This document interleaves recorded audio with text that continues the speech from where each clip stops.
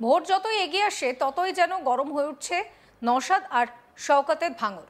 রাজনীতির আঙিনায় চড়চড়িয়ে বাড়ছে পারদ। দিন কয়েক আগে তৃণমূল নেতা কাইজার আহমেদের বাড়িতে ব্যাপক ভাঙচুরের ঘটনায় উত্তেজনা ছড়িয়েছিল। গালিগালাজের পাশাপাশি নাকি তাকে জানে শেষ করে দেওয়ার হুমকিরও অভিযোগ ওঠে শওকত মোল্লা ঘনিষ্ঠ তৃণমূল নেতাদের বিরুদ্ধে। তা নিয়েই সরগরম হয়ে ওঠে ভাঙর, আর তার ঠিক পরেই ফের উত্তেজনা ছড়ালো। এবার তৃণমূল নেতাদের লক্ষ্য করে গুলি চালানোর অভিযোগ উঠল আইএসএফ এর বিরুদ্ধে। ভাঙরের উত্তর কাশীপুর থানার কাঠালিয়া সংলগ্ন এলাকার ঘটনা। সোনারপুরে তৃণমূলের একটি ছাত্র পরিষদের জনসভা ছিল। সেই উপলক্ষে ভোগালী ২ নম্বর অঞ্চল তৃণমূল সভাপতি আলিনুর মোল্লা সহ একাধিক তৃণমূল নেতৃত্ব কাঠালিয়া থেকে সোনপুর এলাকায় যাচ্ছিল। তখনই আইএসএফ কর্মী সমর্থকরা জড়ো হয়ে তাদেরকে রীতিমতো তাড়া করে বলে অভিযোগ। এর পাশাপাশি এক রাউন্ড গুলিও চালায় বলে অভিযোগ। ঘটনার খবর পাওয়ার পর সঙ্গে সঙ্গে উত্তর কাশীপুর থানার বিশাল পুলিশ বাহিনী ঘটনাস্থলে পৌঁছে আগেই পালিয়ে যায় আইএসএফ এর কর্মী সমর্থকেরা। এই অভিযোগ করছে তৃণমূল। পরে সেখান থেকে জমায়েত করে তৃণমূলের কর্মী সমর্থকরা। দোষীদের অবিলম্বে শাস্তি দিতে হবে দাবি করছে তৃণমূল। তৃণমূলের তরফ থেকে অঞ্চল সভাপতি আলিনুর মোল্লা কি বলছেন শোনাবো।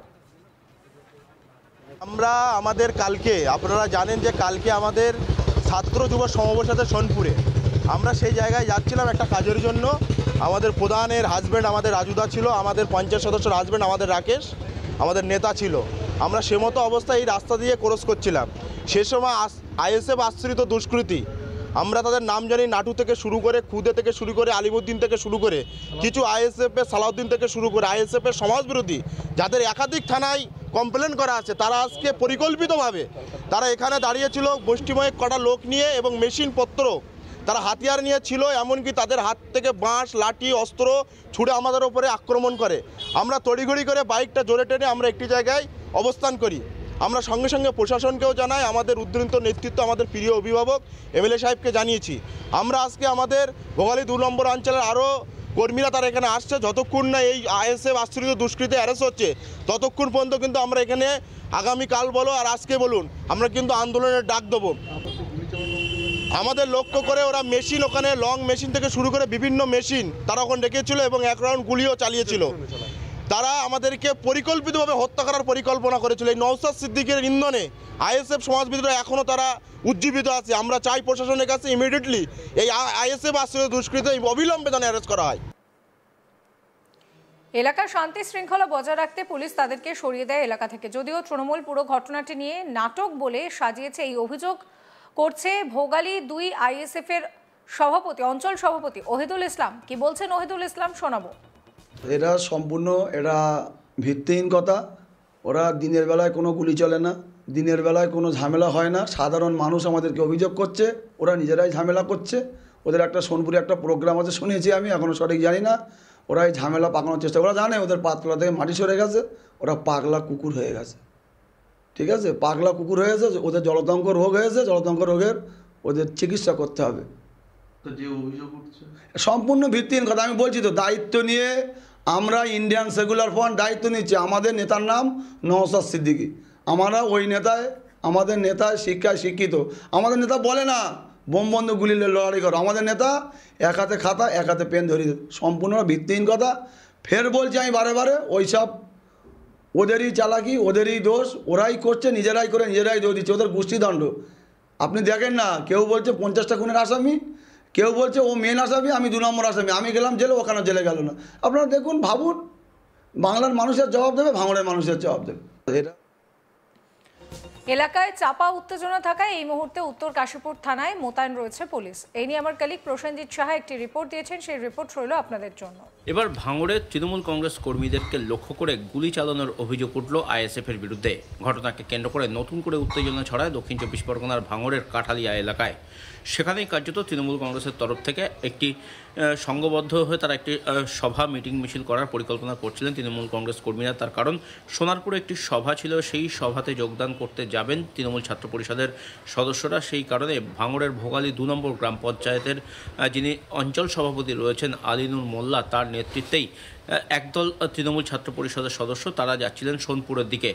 অভিযোগ যে সেই সময় তাদের উপর অতর্কিত হামলা চালানো হয়, তাদেরকে লক্ষ্য করে গুলি চালানো হয়। যদিও গুলি কারো গায়ে লাগেনি তেমনটাই কিন্তু দাবি করা হচ্ছে এবং এই ঘটনাকে কেন্দ্র করে ভাঙড়ের এই কাঠালিয়া এলাকাতে যথেষ্ট উত্তেজনা ছড়ায়। সব মিলিয়ে এলাকার সাধারণ মানুষজন আতঙ্কিত হয়ে পড়েন। ঘটনার খবর পেয়ে কাশীপুর থানার পুলিশ, উত্তর কাশীপুর থানার পুলিশ তারা ঘটনাস্থলে পৌঁছয়, তারা পরিস্থিতি সামাল দেয় এবং এই ঘটনায় দুপক্ষের মধ্যে হাতাহাতি সংঘর্ষের ঘটনাও ঘটেছে তেমনটাই জানা যাচ্ছে এবং সেই ঘটনায় যারা জখম হয়েছেন তাদেরকে উদ্ধার করে চিকিৎসার জন্য নিয়ে যাওয়া হয়েছে এবং এলাকায় উত্তেজনা থাকার কারণে প্রচুর পরিমাণে পুলিশ সেখানে মোতায়েন করা হয়। ভাঙড়ে লাগাতার এই তৃণমূল এবং আইএসএফের মধ্যে কিন্তু সংঘর্ষ মারামারি সেটা লেগে রয়েছে এবং যতই নির্বাচন এগিয়ে আসছে, বিধানসভা নির্বাচন যত এগিয়ে আসছে তত কিন্তু সেই ঘটনা আরও বাড়ছে এবং প্রশাসনের উপর যথেষ্ট চাপ বাড়ছে তেমনটাই কিন্তু প্রশাসনের তরফ থেকে মনে করা হচ্ছে এবং ভাঙড়ের এই উত্তর কাশীপুর থানার অন্তর্গত কাঠালিয়া বাসস্ট্যান্ড সংলগ্ন এলাকায় এই নতুন করে তৃণমূল এবং আইএসএফের মধ্যে যে সংঘর্ষের ঘটনা ঘটেছে তাতে কিন্তু এলাকার সাধারণ মানুষ তারা যথেষ্ট আতঙ্কিত হয়ে পড়েছেন। যদিও পুলিশ প্রশাসন দ্রুত ঘটনাস্থলে এসে তারা পরিস্থিতি সামাল দিয়েছেন। তৃণমূলের তরফ থেকে অভিযোগ করা হচ্ছে যে তাদেরকে লক্ষ্য করেই গুলি চালিয়েছে আইএসএফ নেতাকর্মীরা। যদিও এই অভিযোগ সম্পূর্ণ অস্বীকার করেছেন আইএসএফ নেতৃত্বরা। তাদের দাবি যে আইএসএফ গুলি বোমা বন্দুকের রাজনীতি করে না, তারা সাধারণ মানুষকে নিয়ে রাজনীতি করে এবং তারা এই যে অভিযোগ তৃণমূলের তরফ থেকে তাদের বিরুদ্ধে করা হচ্ছে সেটা সম্পূর্ণ মিথ্যে। তৃণমূল কংগ্রেস কার্যত নাটক করছে, তাদেরকে বদনাম করার জন্য এই ধরনের মিথ্যে অভিযোগ করছে বলে কিন্তু আইএসএফ নেতৃত্বরা দাবি করছেন। সব মিলিয়ে গোটা ঘটনাকে কেন্দ্র করে এলাকায় কিন্তু যথেষ্ট উত্তেজনা রয়েছে। নতুন করে এই সংঘর্ষের ঘটনায় পুলিশ প্রশাসন থেকে শুরু করে সাধারণ মানুষ তারা কিন্তু যথেষ্ট তাদের মধ্যে যে চাঞ্চল্য ছড়িয়েছে এবং গোটা ঘটনায় এখনও পর্যন্ত পুলিশ কিন্তু সেভাবে কাউকে আটক বা গ্রেপ্তার করতে পারেনি। তবে আলিনুর মোল্লা তিনি দাবি করেছেন যে এই ঘটনার পিছনে সম্পূর্ণভাবে আইএসএফের হাত রয়েছে এবং আইএসএফের নেতা কর্মীরা তারাই কিন্তু কার্যত তৃণমূল কংগ্রেস কর্মীদের উপর হামলা চালায়। যখন তৃণমূল কংগ্রেস কর্মীরা তারা সোনপুরের উদ্দেশ্যে যাচ্ছিলেন একটি সভাতে যোগ দিতে এবং কাঠালিয়া এলাকায় তারা জড়ো হয়েছিলেন, সেখান থেকে তারা সোনপুরের উদ্দেশ্যে যাবেন তেমনটাই ঠিক ছিল। তার কারণ সোনারপুরে একটি জনসভা ছিল, একটি কর্মসূচি ছিল তৃণমূল কংগ্রেসের। সেই কর্মসূচিতে যোগ দিতেই তারা ভাঙড় থেকে যে প্রতিনিধি দল যাবে সেই প্রতিনিধি দল একত্রিত হয়ে তারা কার্যত এই কাঠালিয়া বাজারে জমায়েত হয়েছিল এবং সেখান থেকে সোনপুর তাদের যাওয়ার কথা ছিল। আর তখনই কার্যত তাদের উপরে হামলা চালানো হয়েছে, তাদেরকে লক্ষ্য করে গুলি চালানো হয়েছে এমনটাই অভিযোগ করেছেন তৃণমূল নেতৃত্বরা। যদিও সেই অভিযোগ সম্পূর্ণভাবে অস্বীকার করেছেন আইএসএফ নেতারা। যে বিষয়টা জানা যাচ্ছে যে তৃণমূলের সভাপতি আনিলুর মোল্লা সহ একাধিক তৃণমূল নেতৃত্ব কাঠালিয়া থেকে সোনপুর এলাকায় যাচ্ছিল আর তখনই আইএসএফ কর্মী সমর্থকেরা জড়ো হয়ে রীতিমতো তাদেরকে তাড়া করে বলেই অভিযোগ। এই ঘটনায় এক রাউন্ড গুলি পর্যন্ত চলেছে। তৃণমূলের তরফে কি জানানো হচ্ছে শোনাবো।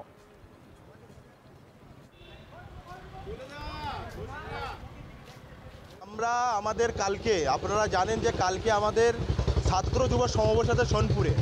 আমরা সেই জায়গায় যাচ্ছিলাম একটা কাজের জন্য। আমাদের প্রধানের হাজব্যান্ড আমাদের রাজুদা ছিল, আমাদের পঞ্চায়েত সদস্যের হাজব্যান্ড আমাদের রাকেশ, আমাদের নেতা ছিল। আমরা সে মতো অবস্থায় এই রাস্তা দিয়ে ক্রস করছিলাম। সে সময় আইএসএফ আশ্রিত দুষ্কৃতী, আমরা তাদের নাম জানি, নাটু থেকে শুরু করে, খুদে থেকে শুরু করে, আলিমুদ্দিন থেকে শুরু করে, কিছু আইএসএফের সালাউদ্দিন থেকে শুরু করে আইএসএফের সমাজবিরোধী যাদের একাধিক থানায় কমপ্লেন করা আছে, তারা আজকে পরিকল্পিতভাবে তারা এখানে দাঁড়িয়েছিল গোষ্ঠীময় কটা লোক নিয়ে এবং মেশিনপত্র, তারা হাতিয়ার নিয়ে ছিল। এমনকি তাদের হাত থেকে বাঁশ, লাঠি, অস্ত্র ছুড়ে আমাদের উপরে আক্রমণ করে। সমস্ত খবরের আপডেটের জন্য আপনাদের নজর থাকুক আজ তাক বাংলায়। চ্যানেলটিকে সাবস্ক্রাইব করতে ভুলবেন না।